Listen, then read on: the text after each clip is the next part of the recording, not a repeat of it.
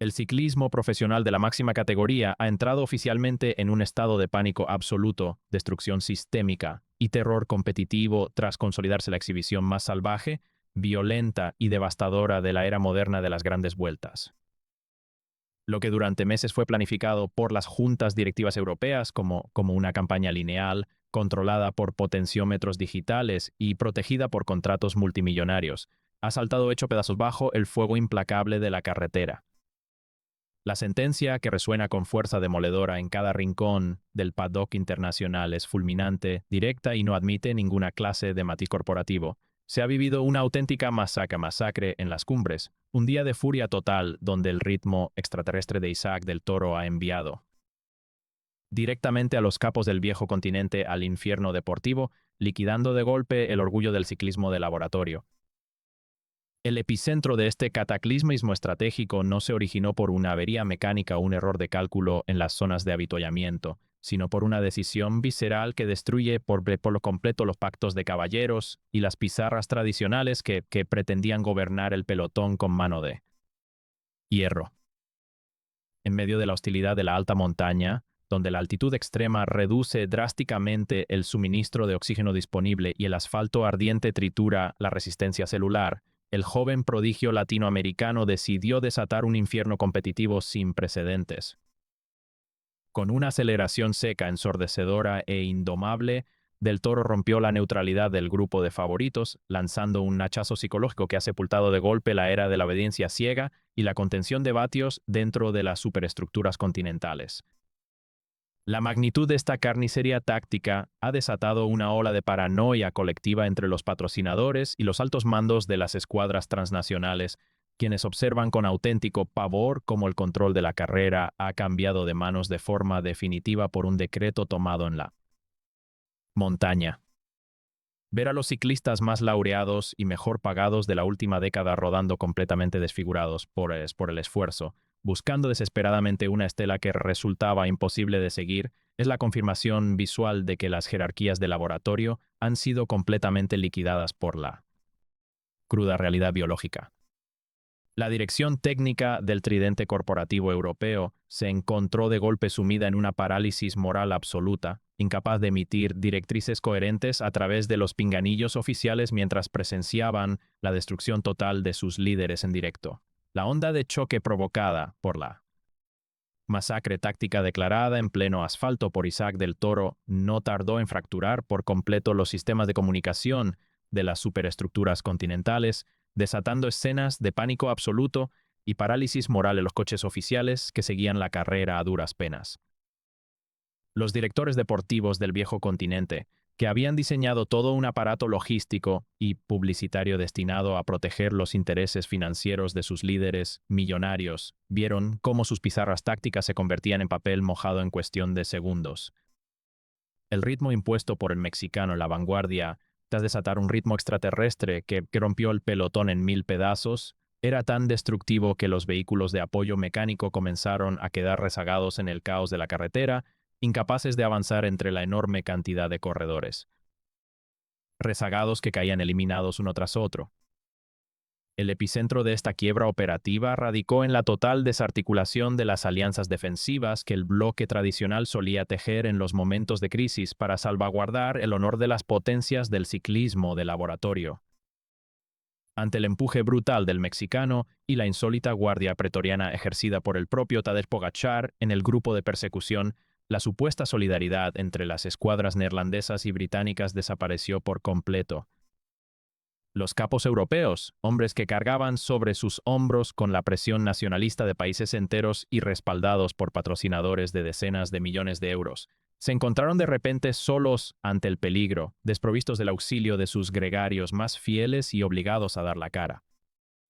En primera persona, en un terreno donde la especulación teórica se paga con la humillación deportiva más absoluta.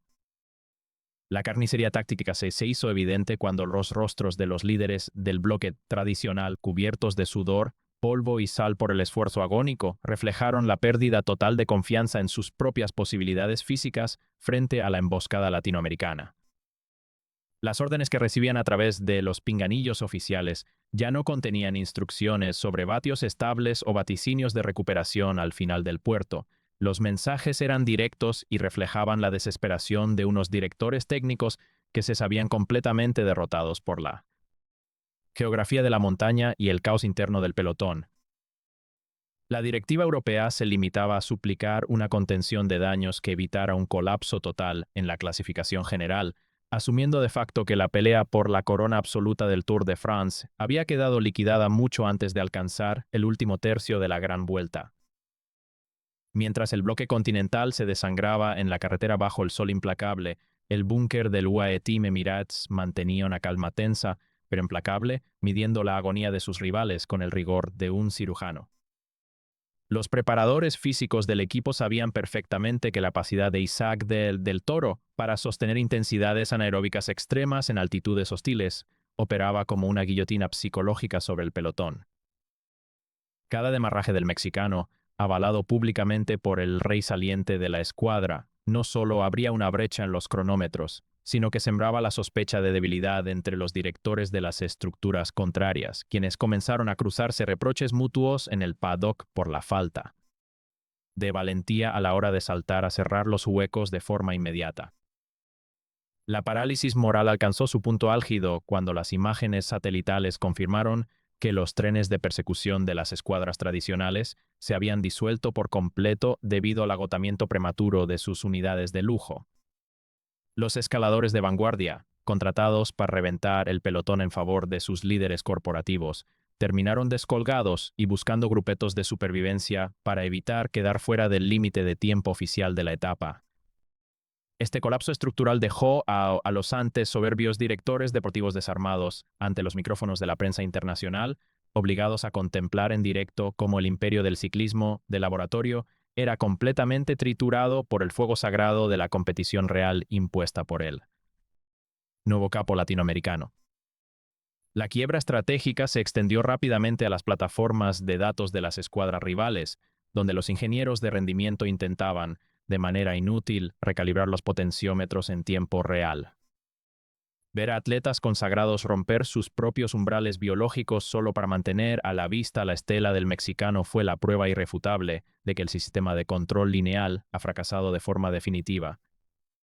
Los corredores del bloque tradicional, privados de una guía rígida en sus ordenadores de a bordo, comenzaron a cometer errores severos en la gestión de su alimentación e hidratación en pleno ascenso, acelerando un proceso de autodestrucción celular que convirtió las últimas rampas del puerto en un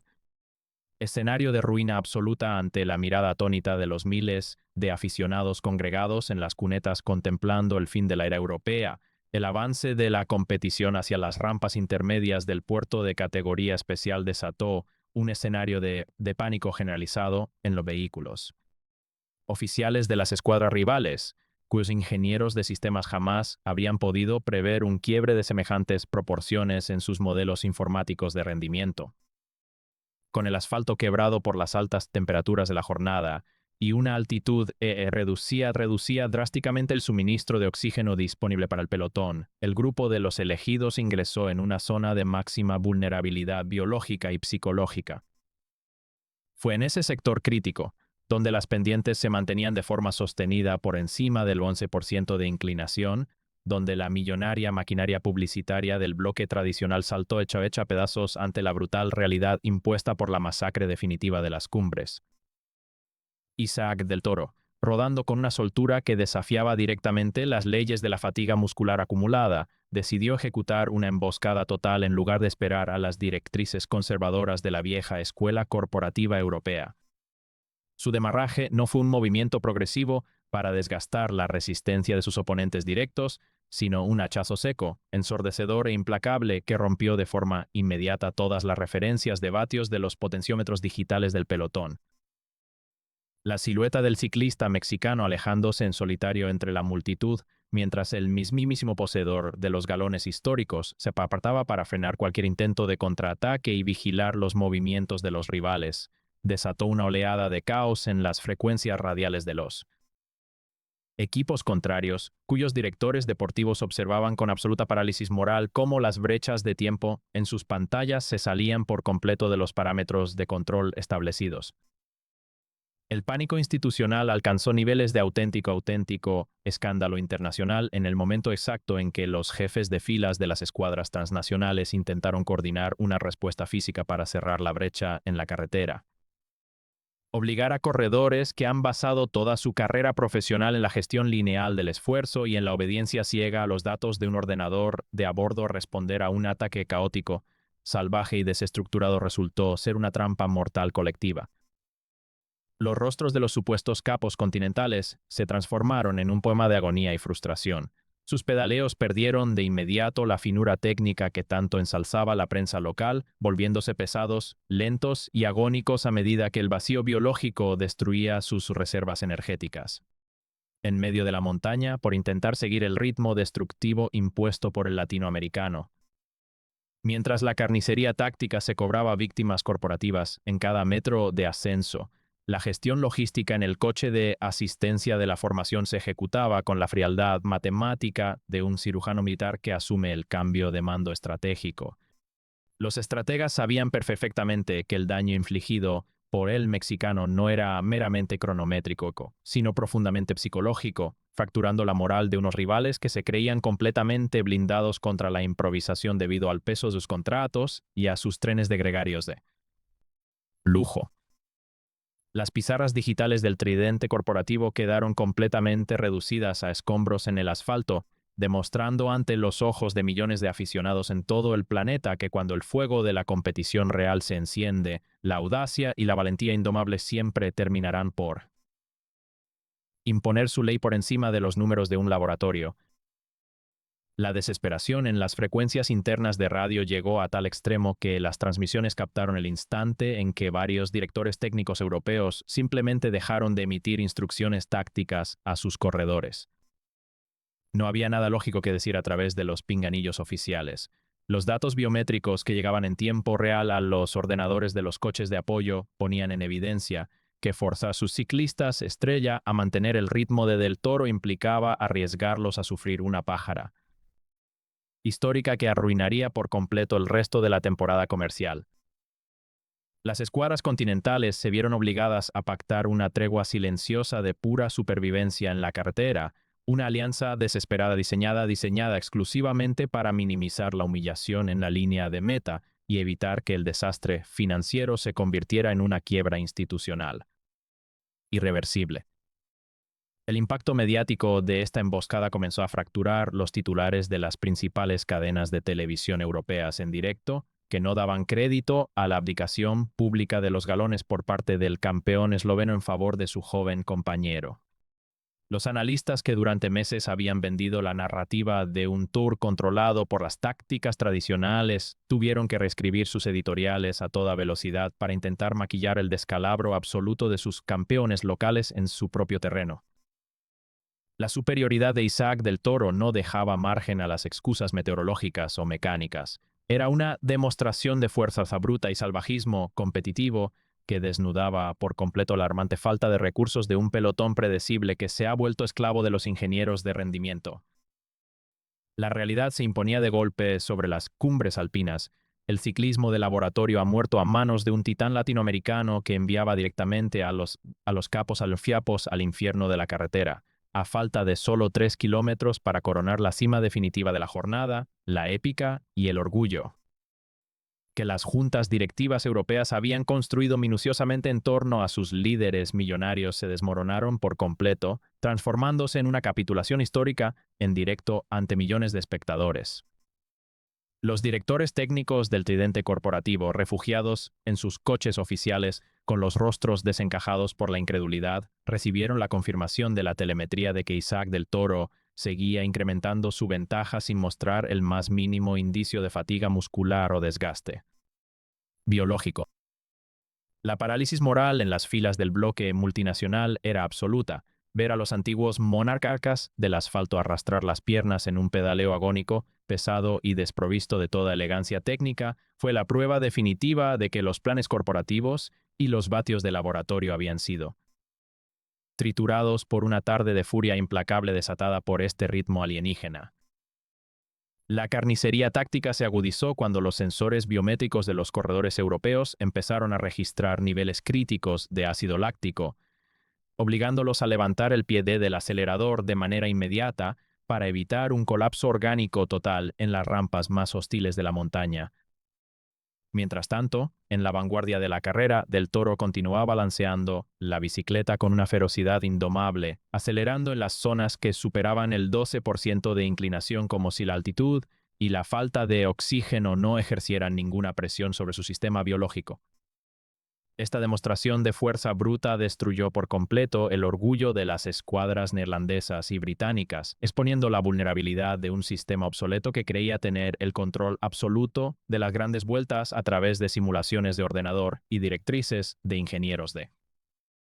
rendimiento que nada pudieron hacer ante la determinación del coloso mexicano. Las filtraciones que emanaban de las frecuencias de radio internas de los equipos rivales pintaban un panorama de absoluta desesperación, pánico y reproches mutuos entre los jefes de filas del bloque europeo. Incapaces de asimilar la frescura física del corredor latinoamericano y la complicidad destructiva del astro esloveno, los ciclistas continentales enloquecían a través del pinganillo, exigiendo a sus preparadores físicos soluciones tácticas y mecánicas que simplemente no existían en la pizarra de carrera. La realidad del asfalto dictó una sentencia fulminante. La era de los privilegios y las estrategias conservadoras ha quedado liquidada de forma permanente por la ambición visceral de un líder que corre con el cuchillo entre los dientes y que ha impuesto su propia dictadura deportiva en el corazón de la alta montaña, empujando a todo el orden establecido hacia un abismo de desesperación competitiva. Al cruzar la pancarta del último kilómetro, la ventaja del nuevo rey del pelotón se había convertido en una lo suntuosa e insalvable para la clasificación general, desatando el pánico institucional en todo el circuito internacional. Los patrocinadores europeos observaban con frustración cómo sus costosas estructuras de gregarios de lujo quedaban completamente disueltas, desparramadas y humilladas por las pendientes, incapaces de sostener el castigo biológico impuesto por el mexicano. La montaña había dictado su veredicto ineludible, transformando la jornada reina en una rendición absoluta que obliga a las potencias tradicionales a aceptar que el trono del ciclismo mundial ha cambiado de manos de forma definitiva y permanente, enviando a los antiguos soberanos directamente al infierno deportivo del asfalto. Los últimos 500 metros de la jornada reina no se midieron en vatios teóricos ni en proyecciones de laboratorio, sino en el dolor biológico de un ciclismo continental que colapsaba por completo ante la mirada del mundo entero. El asfalto ardiente de la alta montaña se convirtió en el escenario del juicio final para el bloque de favoritos. Isaac del Toro, manteniendo una cadencia extraterrestre y una frescura física que rozaba lo insultante para sus competidores, cruzó la línea de meta en solitario. Un rugido de rabia y victoria selló el veredicto ineludible de la tarde. La salvaje masacre interna ejecutada en las cumbres había culminado con un éxito destructivo. El joven monarca mexicano acababa de plantar la bandera de una nueva dictadura deportiva, triturando las costosas inversiones de las escuadras rivales y obligando a los capos consagrados de Europa a aceptar la capitulación más absoluta de sus carreras en el territorio del peligro. Minutos más tarde, el panorama en la zona de meta reflejaba la magnitud de la masacre táctica. Los líderes del bloque tradicional aparecieron de forma consecutiva, desfigurados por el esfuerzo agónico, arrastrando las piernas con un pedaleo pesado y vacío que delataba el colapso total de sus reservas energéticas. Al cruzar el cronómetro oficial, la sentencia fue fulminante. La pérdida de tiempo se transformó en una losa insalvable que dinamita cualquier opción matemática de pelear por la clasificación general en lo que resta de competición. Ver a los antes soberbios monarcas corporativos desplomarse sobre sus manillares, con los ojos inyectados en sangre y los rostros cubiertos de sal y frustración, fue la confirmación visual de que el viejo orden del ciclismo europeo ha sido completamente liquidado por la ambición visceral de la nueva potencia mundial que los ha enviado al infierno.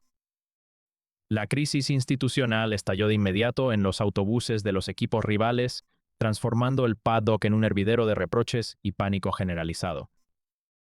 Las reuniones de emergencia al caer la noche no se centraron en los planes de recuperación física, sino en la búsqueda desesperada de culpables ante un quiebre estratégico que ha dejado a los patrocinadores y a las federaciones al borde del colapso nervioso.